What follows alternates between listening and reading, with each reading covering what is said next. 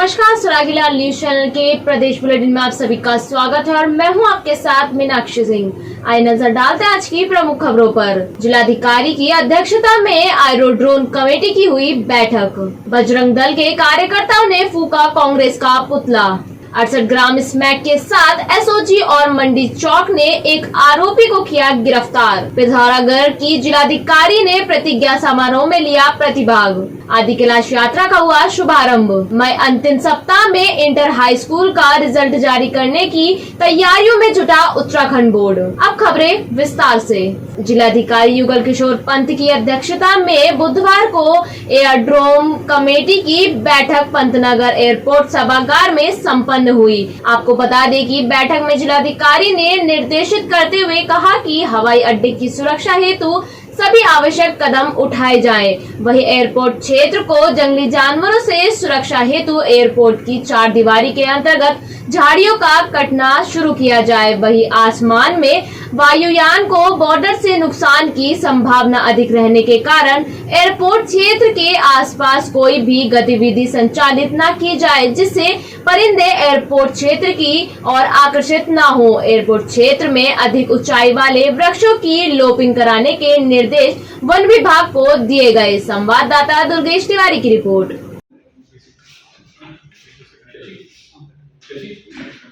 हमारी जो कमेटी है वो मीटिंग हो रही है, वो भी है एरोड्रोम कमेटी की। एरोड्रोम कमेटी मीटिंग का हमारा बेसिक पर्पस होता है। पंतनगर एरोड्रोम कमेटी की मीटिंग थी और एनवायरनमेंट कमेटी की मीटिंग थी। इसमें दो चीज़ों पे मेन फोकस किया गया। एक तो सिक्योरिटी और उसके साथ साथ क्योंकि फॉरेस्ट से लगता हुआ एरिया है तो कुछ वाइल्ड लाइफ एक्टिविटीज़ भी एयरपोर्ट के आसपास देखने में आई हैं। एलिफेंट का मूवमेंट देखने में आया है और अन्य वाइल्ड एनिमल्स का मूवमेंट देखने में आया है। तो इसमें फॉरेस्ट डिपार्टमेंट को डायरेक्ट किया गया है कि वहाँ पे जो वेजिटेशन वगैरह उसको क्लियर करके रखें ताकि वाइल्ड लाइफ जो है वो एयरपोर्ट एक्टिविटीज़ को हैम्पर ना करे। और इसके साथ साथ जो हमारी अप्रोच मतलब लैंडिंग और टेक ऑफ एरिया है वो ऑब्स्टिकल फ्री हो ताकि जितने भी हमारे यहाँ एयर ऑपरेशंस होते हैं वो सुचारू रूप से चल सके। हल्द्वानी में आज बजरंग दल के कार्यकर्ताओं ने कांग्रेस का पुतला फूंककर अपना विरोध जताया। वहीं बजरंग दल के जिला संयोजक ने कालाडूंगी चौराहे पर हनुमान चालीसा पाठ कर कांग्रेस का पुतला दहन किया। आपको बता दें कि कांग्रेस पार्टी पर आरोप लगाते हुए बजरंग दल के संयोजक ने कहा कि आज जिस प्रकार से कांग्रेस शुरू से ही सनातनी विरोधी पार्टी रही है और बजरंग दल को एक आतंकवादी दल बताकर कांग्रेस ने साबित कर दिया है कि कांग्रेस हमेशा सनातन धर्म और हिंदू धर्म पार्टी रही है, जबकि बजरंग दल एक राष्ट्रीय स्तर का दल है जो सबके हित का काम करता है। इस दौरान बजरंग दल के जिला संयोजक ने कहा कि जिस प्रकार से आज बजरंग दल के कार्यकर्ताओं ने कांग्रेस का पुतला दहन किया है, उसके बाद आगे भी बजरंग दल के लोग कांग्रेस के खिलाफ आंदोलन करते रहेंगे और ऐसी राष्ट्रीय विरोधी पार्टी को भारत में नहीं आने देंगे। संवाददाता दीपक अधिकारी की रिपोर्ट।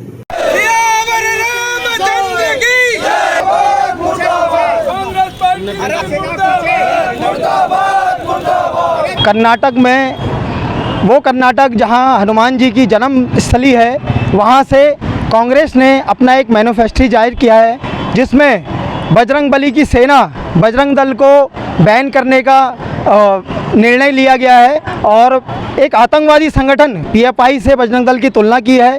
बजरंग दल एक प्रखर राष्ट्रवादी संगठन है जिसका प्रत्येक कार्यकर्ता देश में सेवा के कार्य करता है और धर्म के लिए मरने मिटने के लिए तत्पर तैयार रहता है।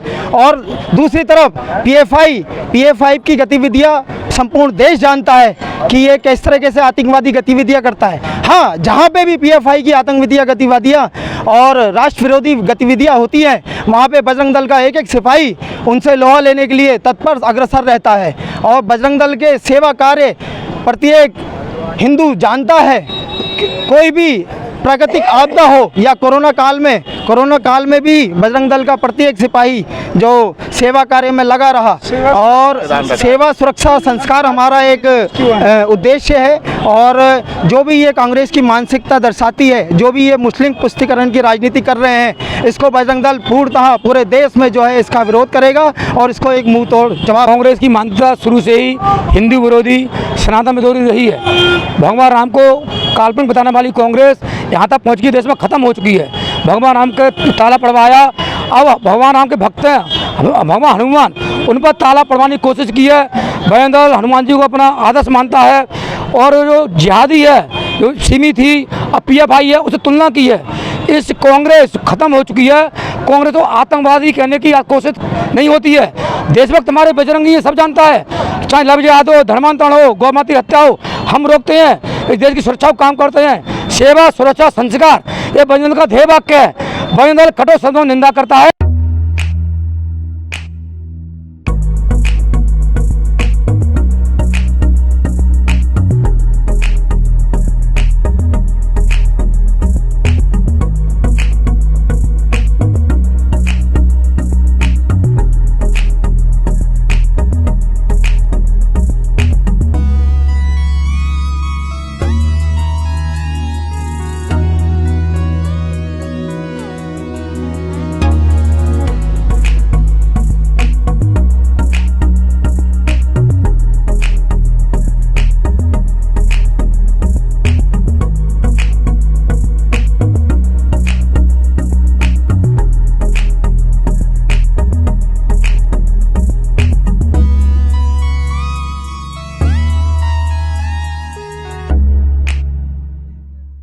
एसओजी और कोतवाली पुलिस के द्वारा मंडी चौकी प्रभारी गुलाब सिंह काम्बोज ने 68 ग्राम स्मैक के साथ एक आरोपी को गिरफ्तार किया। आपको बता दें कि खुलासा करते हुए क्षेत्रीय पुलिस अधिकारी भूपेंद्र सिंह धोनी ने बताया कि यह व्यक्ति लंबे समय से स्मैक का कारोबार कर रहा था। वही पुलिस ने NDPC एक्ट का मुकदमा दर्ज कर आरोपी को जेल भेज दिया है। वही आरोपी से पूछताछ करने पर पता चला है कि अधिक कमाई के लालच में आकर स्मैक के कारोबार में पड़ गया, जिसे पुलिस द्वारा पकड़ लिया गया। संवाददाता दीपक अधिकारी की रिपोर्ट।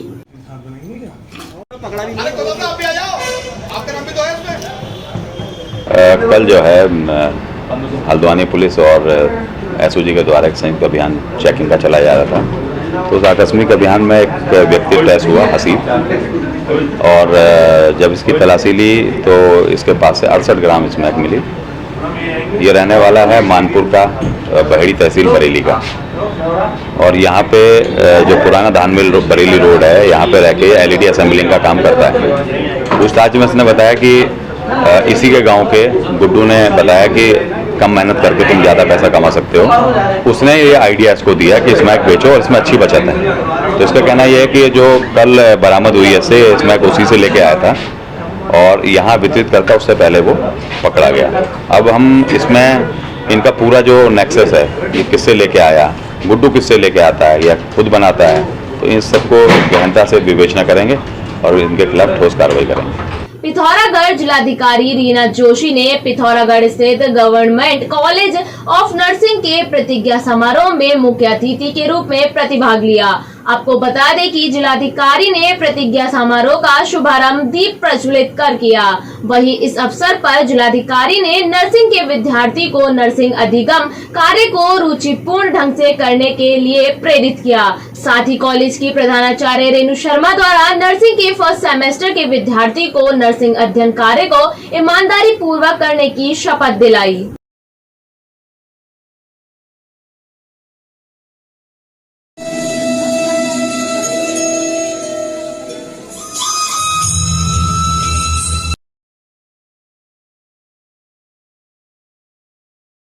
कुमाऊं मंडल विकास निगम की ओर से संचालित आदि कैलाश यात्रा गुरुवार से प्रारंभ कर दी गई है। आपको बता दें कि आदि कैलाश यात्रा को लेकर भोले के भक्तों में उत्साह देखने को मिल रहा है। वहीं पहला दल गुरुवार 4 मई को काठगोदाम से पिथौरागढ़ TRC के लिए रवाना किया गया। साथ ही प्रबंध निर्देशक विनीत तोमर ने बताया कि कुमाऊं मंडल विकास निगम 1990 से आदि कैलाश यात्रा आयोजित करा रहा है। इस दौरान पहले दल में 9 महिलाओं समेत 19 यात्री शामिल हैं।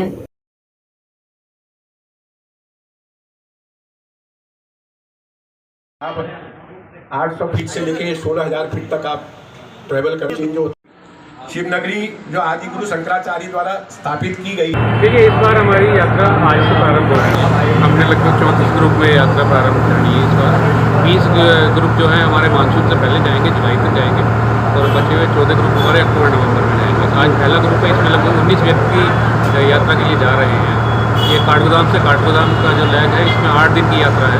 आज यहाँ से प्रारंभ करेंगे, भीमताल, हमारा कैंची धाम, चितई और जागेश्वर होते हुए पिथौरागढ़ जाएगी। कल पिथौरागढ़ से धारचूला जाएगी।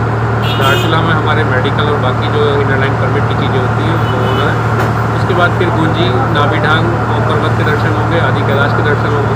वापसी में जब यात्रा आएगी तो ये हमारी यात्रा चौपड़ी और पाताल भुवनेश्वर होते हुए भीमताल आएगी और 8वें दिन भीमताल में सुबह ब्रेकफास्ट कराने के बाद हम उनको रेलवे स्टेशन काठगोदाम में ड्रॉप करेंगे। सर, यात्रियों से क्या क्या अपील की गई है? यात्रियों से यही अपील की गई है कि एक तो अपने स्वास्थ्य का ध्यान रखें, खाने पीने का ध्यान रखें, हेल्थ पॉलिसी चीज़ें अगर कुछ हैं तो वो हमें बता दें और जो हमारे गाइड साथ जा रहे हैं वो उसकी सारी बात माने। एक डूज एंड डोंट्स की लिस्ट हमारे द्वारा शेयर की गई है और विशेष रूप से हमारे द्वारा ये अनुरोध किया गया है क्योंकि यात्री पूरे भारत से आते हैं, विभिन्न क्षेत्रों से आते हैं और ये काफ़ी इंटीरियर एरिया है और एक तरीके से ट्राइबल एरिया भी है, तो वहाँ के लोकल ट्रेडिशंस और कस्टम्स का सम्मान किया जाए। अगर लोकल्स के द्वारा कोई अनुरोध बताया जा रहा है या किसी चीज़ से मना किया जा रहा है तो उसका भी अनुपालन किया जाए। तो किसी प्रकार की कोई समस्या है तो उससे वो हमें बताएं, हम उसका निस्तारण करेंगे और साफ़ सफाई का विशेष रूप से ध्यान रखें, कहीं भी किसी प्रकार का अनावश्यक कूड़ा ना फेंकें और गंदगी ना की जाए।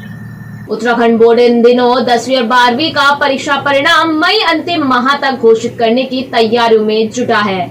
आपको बता दें कि इस बार हाई स्कूल में जहां 1,32,115 परीक्षार्थी शामिल हुए थे तो वहीं 12वीं में 1,27,324 परीक्षार्थियों ने परीक्षा दी थी। इस दौरान उत्तराखंड बोर्ड के अपर सचिव ब्रजमोहन सिंह रावत ने बताया कि हमारे द्वारा यथा समय से 10वीं और 12वीं का मूल्यांकन कार्य किया जा चुका है। साथ ही हमारी पूरी तैयारी है कि हम अपना परीक्षा परिणाम मई माह के अंतिम तिथि तक घोषित कर देंगे, जिसके लिए हमारा कार्य गतिमान है। संवाददाता कैलाश याल की रिपोर्ट।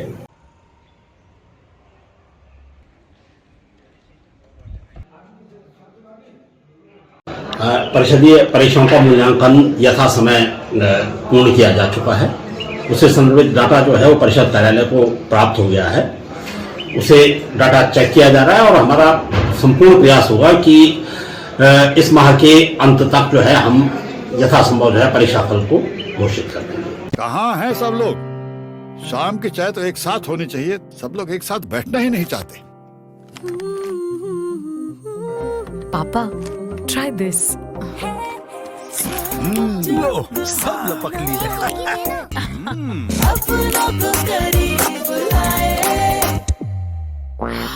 ये क्या हाल कर दिया है रूम का? बस कल से चाय मेरे रूम में।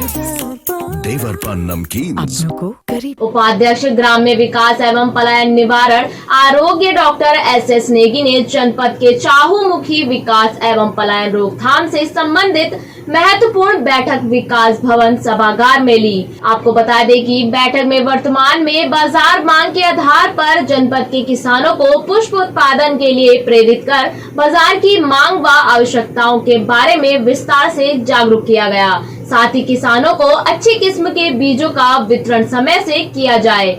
इस दौरान सरकार द्वारा चलाई जा रही रोजगार योजनाओं के लाभ पात्र व्यक्तियों तक आसानी से पहुंचाता है। इसी के साथ BLBC की बैठक में उद्योग विभाग के प्रतिनिधियों को अनिवार्य रूप से प्रतिभाग करने के लिए निर्देश भी दिए गए। संवाददाता दुर्गेश तिवारी की रिपोर्ट।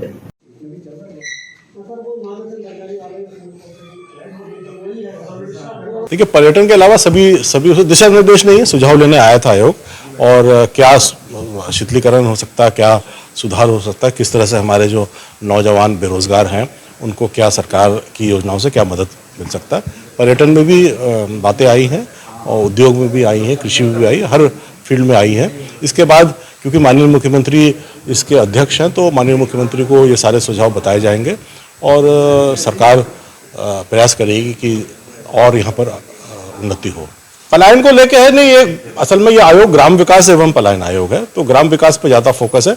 पलायन यहाँ स्थानीय पलायन है, वैसे वो जो पहाड़ में पलायन है उस प्रकार का पलायन नहीं है। स्थानीय पलायन है, फैक्ट्रियों में जा रहा है, 8-10 हज़ार 12 हज़ार की नौकरी कर रहा है, 15 हज़ार की नौकरी कर रहा है, है ना, जबकि वो शायद अपना काम करे तो उससे ज़्यादा कमा लेगा और स्थानीय अर्थव्यवस्था को मजबूत करेगा।